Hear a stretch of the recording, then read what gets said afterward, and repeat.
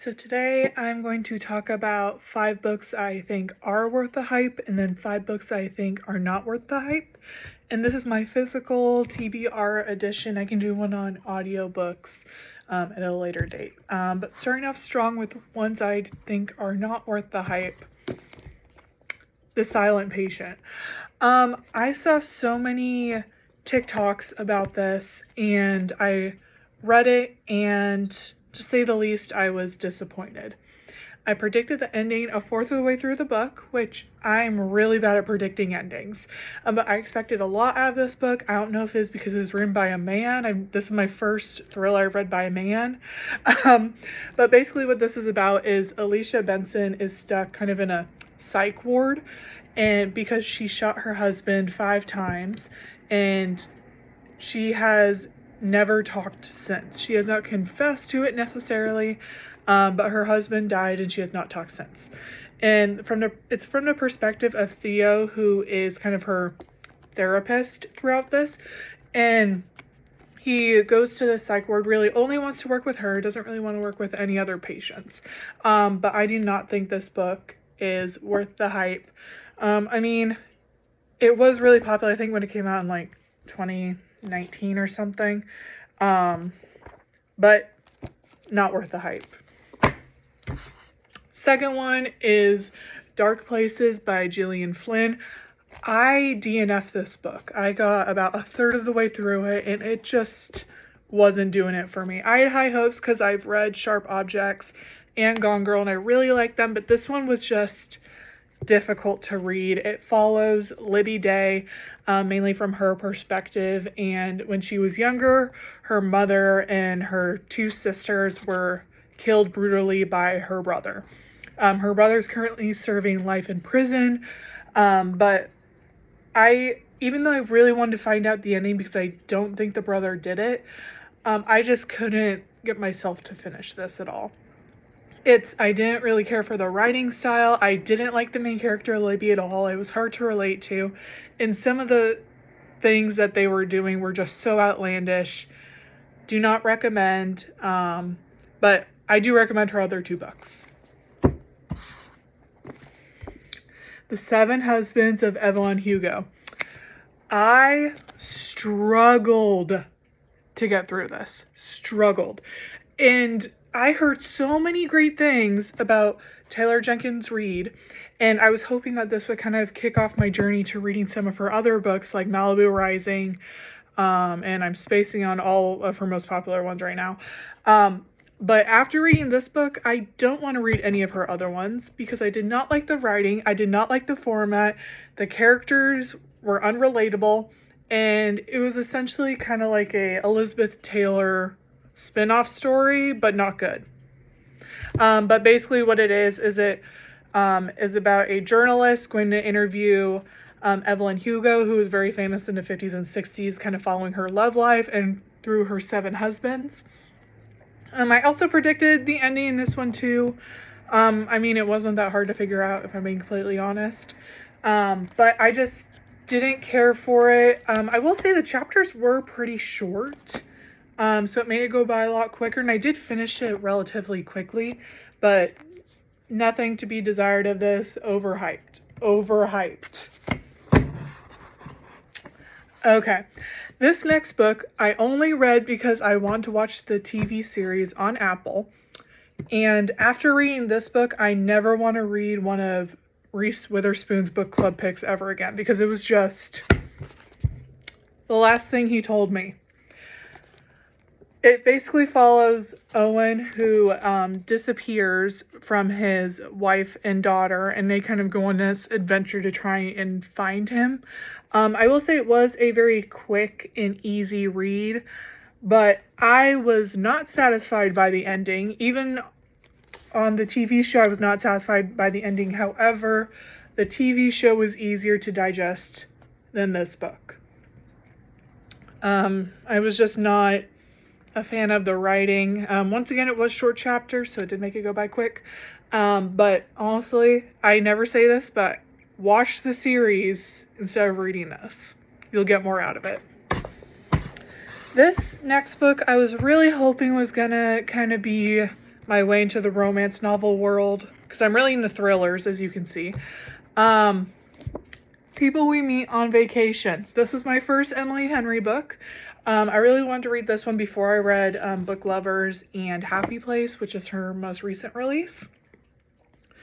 And basically it follows Poppy and Alex, who met in college, and throughout their college career and a little bit after college, they've gone on trips every single year. I mean, they try and make them budget friendly and fun. They say all these really cool places and do cool road trips. And as they get older, they start to drift apart a little bit more and don't go on these vacations. And it kind of jumps timelines a little bit and perspectives between the two of them. And there's only 2 characters in this book, which is kind of nice. You're not having to follow multiple different characters. But basically, they get back together and go on a vacation together. And this was a contemporary romance, which have found I'm not a fan of. But in my opinion, it's overhyped because I didn't understand it. I mean, there was so much buildup. It was a really cute story, but there was so much buildup, and at one point I just wanted to throw this book at the wall because it wasn't a satisfying ending. I just didn't really like it, and maybe I'm not a romance girly, but overhyped. Alrighty, so now we're going to move on to the ones I think are perfectly rated, not too overhyped. But my first one, I mean, a classic, Verity by Colleen Hoover. This was the first book I read that actually got me into reading as an adult.